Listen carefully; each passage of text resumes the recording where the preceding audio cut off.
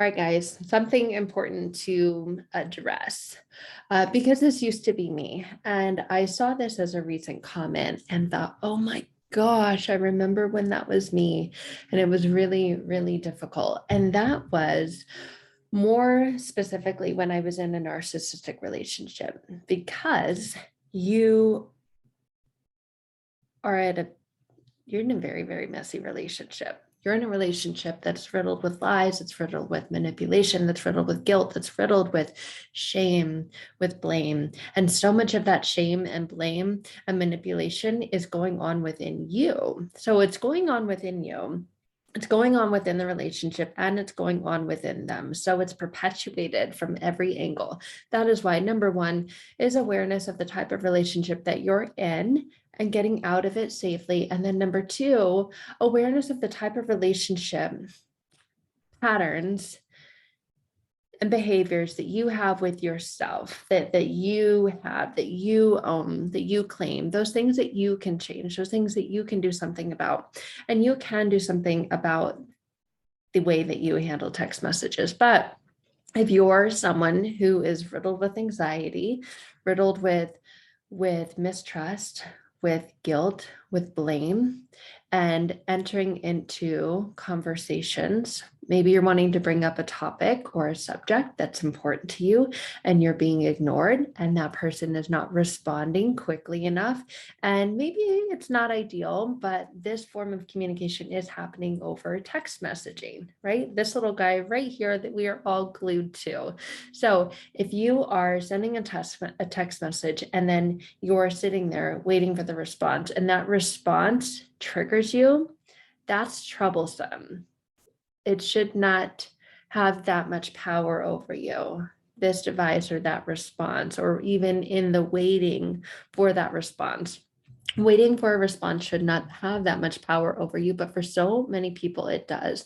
Waiting for a text, if waiting for a text message or a reply triggers your anxiety, what's happening is it's woven into your self-worth. And that may sound crazy that a text message or a reply can be woven into your self-worth, but it can, and it is, if it triggers and brings up anxiety within you while you're waiting for that reply. If your mind is going a million miles an hour and wondering, when are they going to respond? What are they going to say when they respond? And feeling like your heart beating in your throat, that's tied to your self-worth, to your self-value, to who you really are. And that is tied to the core of you. And it's weird to say that a text message can be tied to your self-value and your self-worth, but it truly is. And if you're feeling that, if you're feeling a sense of panic, a sense of fear, a sense of overwhelm when waiting for a text message, it is time. That's an indicator, right? And that's what triggers are. Triggers are indicators. If you're getting triggered by waiting for a response to a text message, that's an indicator that it is time for you to take a step back and truly evaluate what is actually going on. And you may think, well, what's actually going on is that this person's not listening to me, blah, blah, blah. They're not hearing me, blah, blah, blah. And they're ignoring me. That's what's actually going on. No, that's not what I mean. That's all BS victim-y stuff. I'm talking about what's truly going on within you. That core, that thread, that connection to your self-worth. Because a simple text message, letters that are coming through a phone should not have that much power over you. And if they do, that's a sign that something more is going on. That's a sign that there's something deeper being impacted within you. And your response when you ask yourself that, what is really going on here? Not the, oh, well, they're being this and that and blah. No, what's really going on. And what I mean when I say what's really going on is what's really going on within you. What's really going on to that text message being connected to your self-worth. How in the world can those two things exist and be connected? But for so many people, they are. And that used to be me, especially when I was in the narcissistic relationship. I would send out a message and then just stare, like have my thumbs ready and waiting to fire back a response and to get my piece heard, right? So that I could get it off my chest, that I could show that I could show that person I could be right.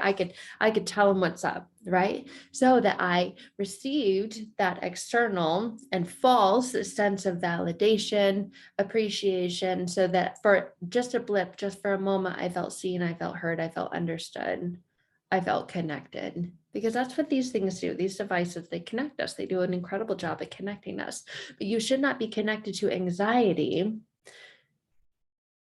over not receiving a response in the way that you think you should receive it. Maybe you think the moment I hit send, I should see the little bubbles pop up, and then I should get that message and it should make me feel good, right? Because that's wanting to control the outcome. That is predicting what the outcome will be. If we sit there and we fire off a message and we say, oh my gosh, I know what they're going to say, and they're going to say this, and then I'm going to say that, and then we're preparing for the unknown. And in doing that, you're wanting to control the uncontrollable. You have no idea what the other person's response is going to be. You may have a guess. You may have a really well-educated guess, especially with you knowing what you're going to say. And if the past presents itself in the present, last time you said that, you got this response. And this time when you say it, you know you're going to get the same thing. But how can you ever actually know? So what's actually happening is you wanting to be in control of the uncontrollable. That is the impact that's having the greatest effect on you. And that's the one that's connected to your self-worth. So when we feel like we're being ignored, when we feel like this person is not responding fast enough or in enough time, we need to take a look at our own issues behind that. Specifically, if anxiety is coming up, if anger and rage is coming up, if you start firing off message after message after message, and that's an indicator that there is something even deeper going on. I remember so many nights getting messages just rapid fire from the narcissist. I wouldn't respond, right? There were logical reasons why. Majority of the time it was late at night and they love interrupting and disrupting your sleep. And I would keep my phone on until I learned turn the Wi-Fi off, right? Go to sleep, get some rest, because everything is better when I do that. But when you're in that type of relationship, you may try those things and then you wake up and you turn it back on, right? And then you check and then instantly you're awake. And then you enter into that state of argument and that state of anxiety and panic and fear and frustration and anger and shame and rage and resentment and all of those things. So that's why I say get out of that type of relationship. But you may notice even when you're out of that relationship, you still have that attachment pattern, those habits, those patterns, and those behaviors. They're all connected to your self-worth. So I don't deal with all that stuff when I work one-to-one with people. What we get to is the very core, the very root of what it is that's going on within you, your self-worth, so that you can take a look at your patterns, your habits, your actions, your behaviors, and get those into a state of alignment, into a solid, steady place. That way, regardless of what anybody does or says, or the way they text message you, or the way that they don't, the time that it takes them to respond, you're cool, you're good either way. Because this thing should not have that much power over you, especially the time that it takes for someone to respond. There may be very logical reasons why it takes them longer to respond, but you can tell, right? You can tell, and this happens all the time. And you've seen it if you're in a narcissistic relationship, that narcissist will rapid fire off text messages because their sense of self-worth is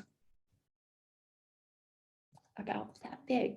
See, there's not even any space between there. Their self-worth is so low. And you can tell that because it gets projected onto other people. It was projected onto me when I was in the relationship with the narcissist years and years ago. I projected it back onto that person and other people in my life as well. I wasn't just that way with the narcissist. I was that way with almost everyone in my life, even with really, really good friends that I never had argued with. I would still get that same feeling, that same inner chaos, and that same inner turmoil that would come up when I would send a text message. So it's not just one area of your life or one person in your life that can trigger these types of responses and connections to your inner self-worth. And this can be really, really challenging because you may think it's just with one person and it's this person, right? And I always say this, like, that's you pointing the finger, and look at how many fingers are pointing back at you that you're neglecting to see. So taking a look, right? There's more fingers pointing back at me. So how does this tie into my self-worth? That's really where you need to go. And that's truly the area that you need to explore and get to the very core, the very root of that. If you truly want to transform, if you truly want to grow, if you truly want to heal, if you truly want to evolve past that type of behavior and those types of low vibrational energetic frequencies and feelings, because staying in that space is not going to help you live a better life or a more fulfilling life or a more satisfying life, a more calm, peaceful, gratifying life. You're just going to stay there. So if you get to that place where you notice that you're doing that and a text message triggers your anxiety, what's really going on is something far more deep, right?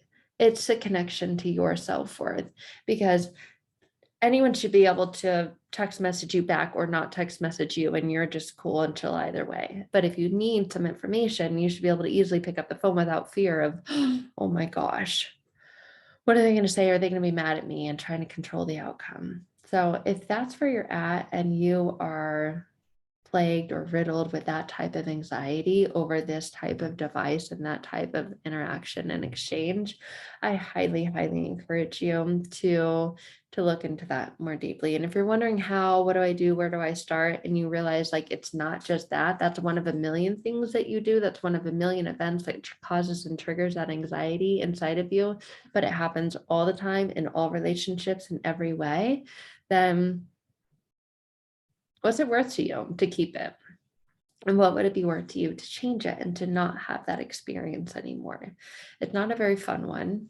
It's not one that leads to feeling good and okay in your life in any way. So that is a connection to past pain.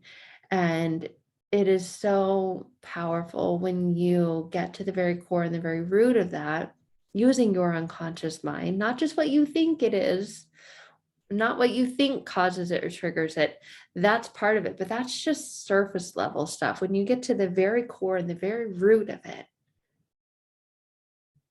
then everything changes. Then you can have happy, not sappy, satisfying and happy relationships. Then and only then can you live a life of purpose, live a life of focus, live a life of staying connected and directed, going the way that you need to go, not going all which ways because of, well, it just depends. If they message me back, then, right, anything could change. And it sounds so silly to say, but when you're there, it's not so funny.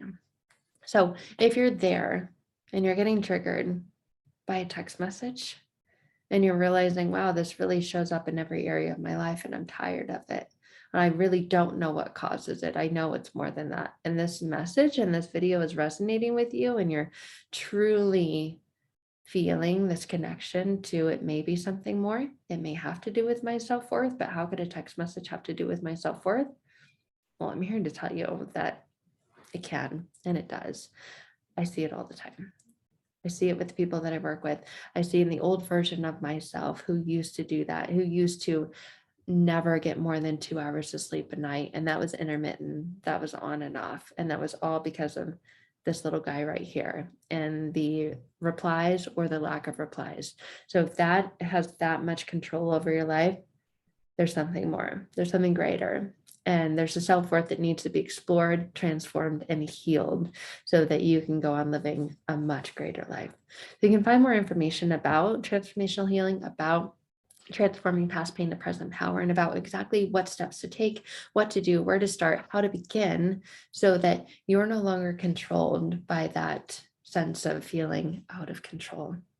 So I hope this video finds you well, and I will connect with you very, very soon. See you guys.